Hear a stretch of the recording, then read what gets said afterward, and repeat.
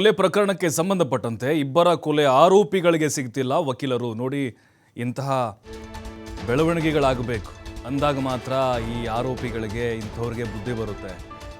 ಯಾಕೆಂದರೆ ವಕೀಲರೇ ಇಲ್ಲ ಅಂದಮೇಲೆ ಅಲ್ಲೇ ಹೇಗೆ ವಾದ ಮಾಡೋಕ್ಕಾಗುತ್ತೆ, ಹೇಗೆ ವಕಾಲತ್ತು ವಹಿಸೋಕ್ಕಾಗುತ್ತೆ? ಇಬ್ಬರಿಗೂ ಸಿಗ್ತಾ ಇಲ್ಲ ನೋಡಿ ವಕೀಲರು.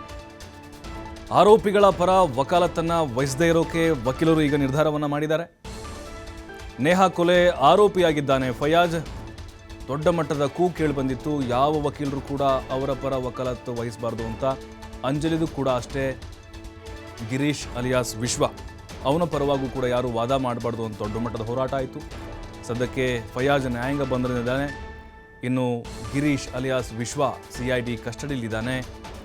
ವಕೀಲರ ನಡೆಗೆ ಸಾರ್ವಜನಿಕರಿಂದಲೂ ಕೂಡ ಮೆಚ್ಚುಗೆ ವ್ಯಕ್ತವಾಗ್ತಾ ಇದೆ ನೋಡಿ. ಯಾಕಂದರೆ ಬೇಡ್ಕೊಂಡಿದ್ರು ನೇಹಾ ಅವರ ತಂದೆ ನಿರಂಜನ್ ಅವರು, ಯಾವ ವಕೀಲರು ಕೂಡ ಇವನ ಪರವಾಗಿ ವಾದವನ್ನು ಮಾಡಬಾರ್ದು ಫಯಾಜ್ ಪರವಾಗಿ ಅಂತ. ಜೊತೆಗೆ ಅಂಜಲಿ ಕೊಲೆಯಲ್ಲೂ ಕೂಡ ಅಷ್ಟೇ, ಕೊಲೆ ಆದಮೇಲೆ ಎಲ್ಲ ಸಂಘಟನೆಗಳು ಕೂಡ ಒತ್ತಾಯವನ್ನು ಮಾಡಿದ್ವು, ವಿನಂತಿ ಮಾಡಿಕೊಂಡ್ವು, ಯಾರೂ ಕೂಡ ಇವ್ರ ಪರವಾಗಿ ವಾದವನ್ನು ಮಾಡಬೇಡಿ, ಹೆಣ್ಣು ಹೆತ್ತಂಥ ಪೋಷಕರಿಗೆ ನ್ಯಾಯ ಸಿಗಬೇಕು ಅಂತ ಹೇಳಿದ್ರೆ ವಾದವನ್ನು ಮಾಡಬೇಡಿ ಅಂಥೇಳಿ.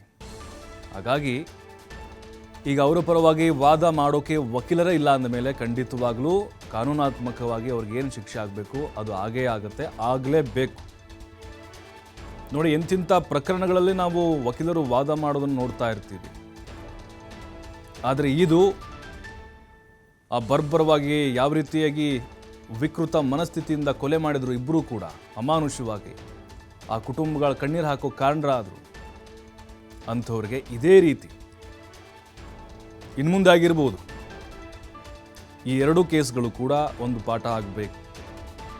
ಯಾವ ವಕೀಲರು ಕೂಡ ಇಂಥ ಕ್ರಿಮಿಗಳ ಪರವಾಗಿ ವಾದ ಮಾಡಲಿಕ್ಕೆ ಮುಂದಾಗಬಾರ್ದು. ಯಾಕಂತ ಹೇಳಿದ್ರೆ ನೋಡಿ, ಸಹಜವಾಗಿಯೇ ಸರಿನೋ ತಪ್ಪೋ ಎಲ್ಲ ಪ್ರಕರಣಗಳಲ್ಲೂ ಕೂಡ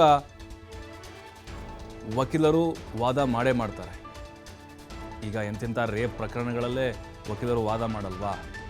ಹಾಗೇನೆ ಕೊಲೆ ಪ್ರಕರಣಗಳಲ್ಲೂ ಕೂಡ ಸಹಜವಾಗಿ ವಕೀಲರು ವಾದ ಮಾಡ್ತಾ ಇರ್ತಾರೆ. ಆದರೆ ಈ ಪ್ರಕರಣಗಳು ಅಂತ ಬಂದಾಗ ಆ ನೋವು, ಸಂಕಟ, ಹೆತ್ತವರ ಆಕ್ರಂದನ ಇದೆಲ್ಲವೂ ಕೂಡ ಗೊತ್ತಾಗಲಿ, ಅರಿವಾಗಲಿ, ಅವ್ರಿಗೆ ಬುದ್ಧಿ ಬರಲಿ. ಈಗ ಅವ್ರ ಪರವಾಗಿ ವಾದ ಮಾಡಿದರೆ ಜಾಮೀನು ಮಂಜೂರಾದರೆ ಏನಾಗ್ಬಿಡುತ್ತೆ? ಇನ್ನುಳಿದಂಥವ್ರು ವಕೀಲರ ಸಂಘಕ್ಕೆ ನಾನು ಅಭಿನಂದಿಸ್ತೀನಿ. ಮತ್ತು ಈ ಒಂದು ನಿರ್ಧಾರಕ್ಕೆ ನಾನು ಭಾಳ ಶ್ಲಾಘನೆಯಾಗಿ ಅವರಿಗೆ ಕೃತಜ್ಞತೆ ಸಲ್ಲಿಸ್ತೀನಿ.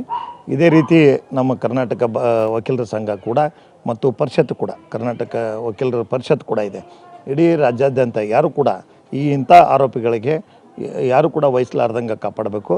ಮತ್ತು ಇದು ಒಂದು ದೇಶಕ್ಕೆ ಒಂದು ಮಾದರಿಯಾಗಿ ಮುಂದೆ ಬರ್ತಕ್ಕಂಥ ಆರೋಪಿಗಳು ಈ ಕೃತ್ಯನ ವಹಿಸಬಾರ್ದಂದ್ರೆ ಅವರು ಜೈಲಲ್ಲೇ ಕೊಳಿಬೇಕು ಮತ್ತು ಗಲ್ಲು ಶಿಕ್ಷೆಗೆ ಏರಿಸ್ಬೇಕು. ಅಂದಾಗ ಮಾತ್ರ ಸ್ವಲ್ಪ ಕ್ರೈಮ್ಗಳನ್ನು ಕಡಿಮೆ ಆಕ್ಕವು. ಮತ್ತು ವಕೀಲರು ಕೂಡ ಈಗಾಗಲೇ ನಿರ್ಧಾರವನ್ನು ತೊಗೊಂಡಾರೆ. ಅವ್ರಿಗೆ ಭಾಳ ನಾನು ಆಭಾರಿಯಾಗಿದ್ದೀನಿ. ಮತ್ತು ಅಂಬಿಗೇರ್ ಅವ್ರ ಫ್ಯಾಮ್ಲಿಗೂ ಕೂಡ, ಅವ್ರ ಗಂಡುಮಕ್ಕಳಿಲ್ಲ, ಅವ್ರ ಪರವಾಗಿ ಆ ಭಾಗದ ಮಹಾನಗರ ಪಾಲಿಕೆ ಸದಸ್ಯನಿರೋದ್ರಿಂದ ನಾನು ವಕೀಲರಿಗೆ ಕೂಡ ಅವ್ರಿಗೆ ಅವ್ರ ಮನೆತನ ಪರವಾಗಿ ಕೂಡ ನಾನು ಅವ್ರಿಗೆ ಅಭಿನಂದಿಸ್ತೀನಿ. ಈಗ ಒಂದು ತಿಂಗಳಾಯಿತು, ಈಗೇನೈತ್ರಿ CID ಏನೈತ್ರಿ, ವಕೀಲರಿಗೆ ಏನೈತ್ರಿ? ಈಗಾಗಲೇ CID ಅವರು ತಮ್ಮ ಆ್ಯಂಗಲ್ದಲ್ಲಿ ನನ್ನ ನ್ಯಾಯ ಹಿರೇಮಠನ ಹತ್ಯೆ ಪ್ರಕರಣ ಕೂಡ ಅವರು ಸಾಕಷ್ಟು ವರದಿಯನ್ನು ತೊಗೊಂಡೋಗಿದ್ದಾರೆ. ಆದರೆ ನಾನು ವಿನಂತಿಯನ್ನು ಮಾಡಿದೆ, ಯಾರೋ ಇದ್ದರೂ ಕೂಡ ಬೇರೆ ಸಮೇತ ಬೇಕು. ಇದು ಬೇರೆ ಸಮೇತ ಯಾರ್ಯಾರು ಆರೋಪಿಗಳಿದ್ದಾರೆ, ಅವ್ರ ಕೂಟ ಯಾರ್ಯಾರು ಶಾಮೀಲಾಗಿದ್ದರು, ಇದು ಒಂದೇ ದಿವಸದ ಕೃತ್ಯ ಅಲ್ಲ, ಪೂರ್ವ ನಿಯೋಜಿತ ಕೃತ್ಯ. ಅದಕ್ಕೆ ನಾನು ಅವಾಗಿಂದನಾದರೂ ಕೂಡ ಸರ್ಕಾರಕ್ಕೆ ಒತ್ತಾಯ ಮಾಡಿದ್ದೀನಿ. ಮತ್ತು ರಾಜ್ಯಾದ್ಯಂತ ದೇಶಾದ್ಯಂತ ಹೋರಾಟ ಕೂಡ ಮಾಡಿದವರು ಕೂಡ ಎಲ್ಲರೂ ಅದನ್ನೇ ಹೇಳಿದ್ದಾರೆ. ಏನಂತ, ಇದು ಪೂರ್ವ ನಿಯೋಜಿತ ಕೃತ್ಯ ಇದೆ, ಅದರಿಂದ ಬೇರೆ ಸಮೇತ ಇದನ್ನು ತೆಗೆದು ಅದನ್ನು ತನಿಖೆ ಮಾಡಿ ನಿಷ್ಪಕ್ಷದಿಂದ ಯಾರೋ ಇದ್ದರೂ ಕೂಡ ಆರೋಪಿಗಳನ್ನು ಬಂಧಿಸಬೇಕು ಮತ್ತು ಅವರಿಗೆ ಜೈಲಿಗೆ ಅಟ್ಟಬೇಕು. ಮತ್ತು ಈ ಪ್ರಕರಣಗಳನ್ನು ಅವನಿಗಂತೂ ಗಲ್ಗೇರಿಸ್ಬೇಕು. ಈ ಪ್ರಕರಣದಲ್ಲಿ ಏನೇನು ಕೈವಾಡಿದಾವೆ, ಕಾಣದ ಕೈ ಕೆಲಸ ಮಾಡಿದ್ದಾವೆ, ಅನೇಕ ಬಾರಿ ನಾನು ಹೇಳ್ತಾ ಇದ್ದೀನಿ. ಅವ್ರಿಗೂ ಕೂಡ ಪ್ರೂಫನ್ನು ಆಲ್ರೆಡಿ ಸಿಕ್ಕವಂತೂ ಕೂಡ ನಾನು ಮಾಹಿತಿ ಕೇಳಿದ್ದೀನಿ. ಮತ್ತು CIDದವರು ತಮ್ಮ ಆ್ಯಂಗಲ್ದಲ್ಲಿ ಮಾಡ್ತಾಯಿದ್ದಾರೆ, ರಾಜ್ಯ ಸರ್ಕಾರ ಅದನ್ನ ನೋಡ್ತಾ ಇದೆ. ಅದಕ್ಕೆ ನಾನು ಗೃಹ ಮಂತ್ರಿಗಳಿಗೆ ಮತ್ತು ಮುಖ್ಯಮಂತ್ರಿಗಳಿಗೆ ಮತ್ತು ಡೆಪ್ಟಿ CM ನಮ್ಮ DK ಶಿವಕುಮಾರ್ ಸಾಹೇಬರಿಗೆ ಮತ್ತು ಕಾನೂನು ಸಚಿವರಿಗೆ ಆ ಫಾಸ್ಟ್ ಟ್ರ್ಯಾಕ್ ಕೋರ್ಟನ್ನು ಅನೌನ್ಸ್ ಮಾಡಿದ್ರಿ. ಬಟ್ ಅದು ಹುಬ್ಬಳ್ಳಿಯಲ್ಲೋ ಧಾರವಾಡದಲ್ಲಿ ಅನ್ನೋ ಕನ್ಫ್ಯೂಸ್ ಇದೆ.